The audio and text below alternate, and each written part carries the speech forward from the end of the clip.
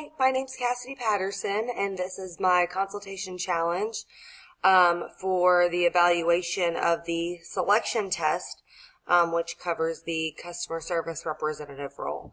Also, just want to say my voice is a little lost, so I apologize if it is hard to hear me. So we will start with the beginning of the assessment.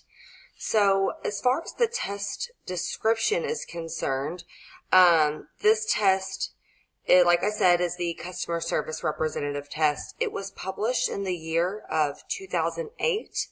The purpose of this test, or the predictor measure, was measuring the success and competencies for customer service representatives. This came down to a couple different content areas. As far as those content areas are concerned, that was over abilities, which included verbal, numerical abilities, speed, and accuracy. And it also included a work style assessment as well. The number of items or questions on this assessment totaled ended up being 301 items or questions. And with this assessment, the participants were asked to complete the assessment that would measure both of the content areas. The first component of the assessment was the part that actually assessed the ability section. This was a timed aptitude assessment, and it was timed for 40 minutes. The second component was the work style inventory. It was not timed, but it was estimated that it would take about 20 minutes to complete. After assessing the test manual and the assessment, as far as fairness is concerned, I would definitely say that this assessment does not discriminate against any protected groups. I felt like they did a very good job. The creators of the assessment did a good job of making sure that it was accommodating toward all groups of people. There was a section where it went over the ADA requirements over the different protected groups. There was also a part that I thought was interesting that went over language, first language, or English as a first language, so that if English was not necessarily your first language, that they would make accommodations in order to help you complete the assessment. As far as the reliability within this assessment, I would say that overall it's a pretty reliable assessment. There were a couple different methods of estimation in this specific scenario. First, they went over the test retest estimate. And this showed within the table in the test manual itself that there was a strong positive correlation between the two tests that were taken by the participants in regards to ability.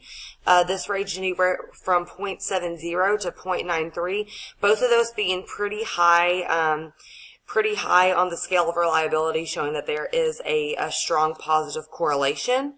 Also, in regard to Chromebox Alpha, the alpha coefficient was anywhere from 0.71 to 0.79 for the work style assessment. And this essentially shows the internal consistency within the assessment. So it can be concluded that it did have strong internal consistency. And both of those together would indicate that there is a good amount of reliability within this assessment. Next, we have validity. The test measure definitely measured the construct correctly. As far as how they measured the construct, they went over the different strategies that went into play to make sure that they were measuring correctly for the construct being, of course, success and competencies for customer service representative.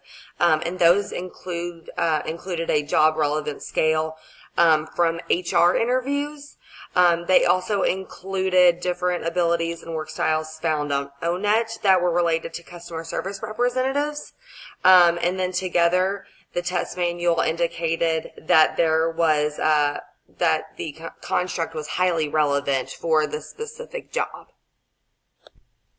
I would also like to point out that in regard to validity, that the type of validity coefficient, they definitely used a predictive criterion measurement.